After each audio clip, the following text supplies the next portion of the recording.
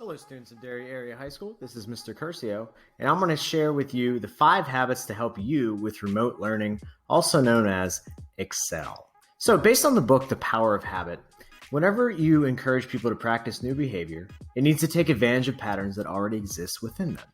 So because this is a new experience for basically all of you, what school habits that already exist within you? Once you start thinking about what those are, the key is you want to maximize on the good ones and you want to try to minimize the bad ones. Whenever you develop a habit, it comes up with this idea called the habit loop. Basically, the first step is the cue. It's what tells your brain to go into automatic mode. Then there's a routine, which can be physical, mental, or emotional. And then there is a reward at the end to figure out if that loop is worth remembering for the future. So Excel stands for email, X out distractions, classroom, explore, and live. So the first thing you want to do as soon as you log on to your laptop is check your email. 293.6 billion emails are sent and received each day. It's actually the #1 way of communication.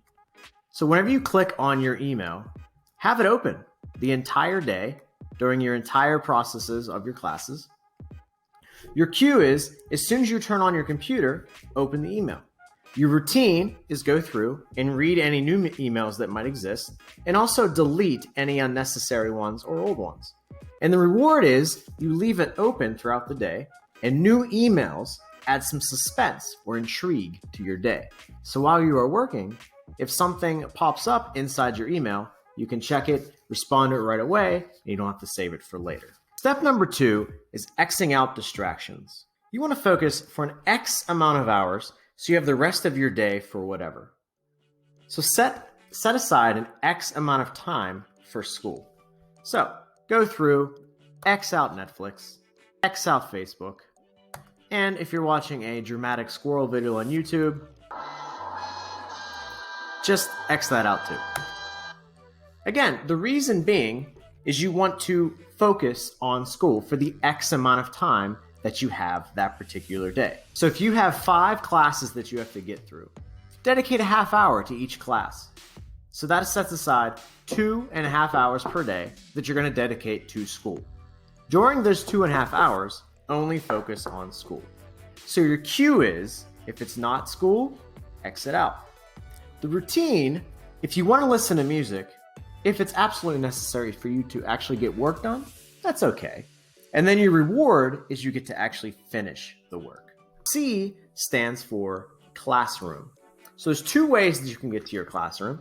The first one is just going straight to google.com. If you click on and make sure you're logged in, if you click on the 9 little squares, you will notice a little button that says classroom. You can click on that, or opening a new tab, you can go to classroom.google.com. Either one takes you exactly where you need to go. This is now your school. Instead of physically going to a school, instead of physically going to Dairy Area High School, you are logging in to Google Classroom.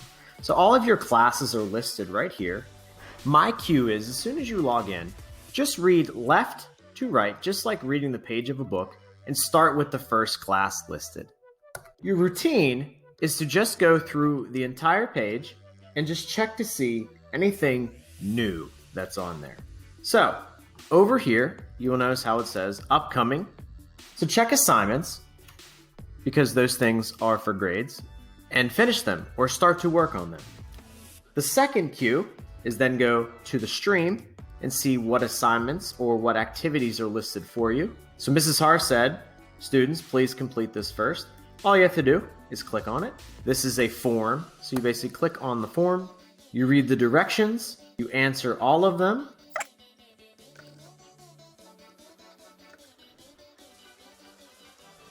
After you hit submit, you know that it's good as soon as it says turn in.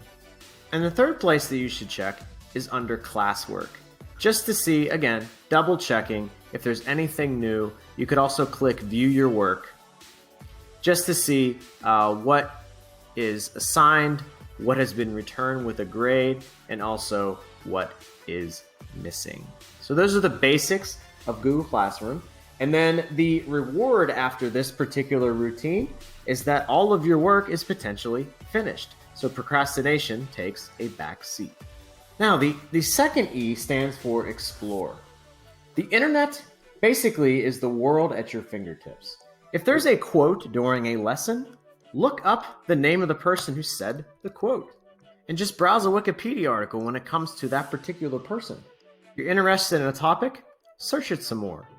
You might be surprised to find something interesting that you never really knew before, but now that you have the time to actually look it up. And the last thing, YouTube is a phenomenal website.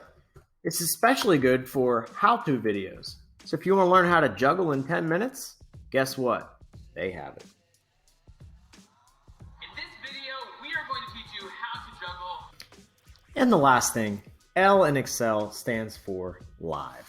So the beautiful thing about Google Suite is there is an app called Google Hangouts. If you go to the 9 little squares and you scroll down, you will see little quotation marks that say Hangouts.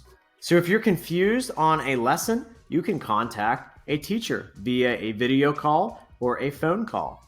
If you want to study with a friend or a group of friends, you can set up a hangout with a group of friends or just one friend.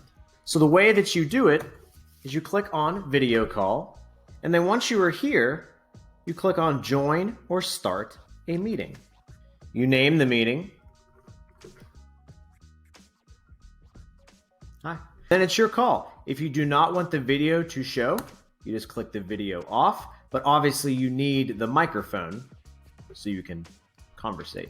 So whenever you are ready, you hit join now, and then while you're here, this information will pop up. This is the link that you will email to your friends. Remember, you had your email open, so you just go here, click on new message, type the email of your friend, copy and paste the link, and then hit send. As soon as that person gets that link, and you can give them a heads up, they can join you in the Google Hangout. So the Q is if you have any questions about your particular lesson or questions about an assignment. The routine is to automatically set up a Hangout session by email. And then your reward is you get to socialize. So to think about this situation where you have to practice social distancing. By doing this, you can at least see some faces. So again, those are the 5 routines or the 5 habits to help you excel with remote learning. Thank you for watching and best of luck on your online learning experience.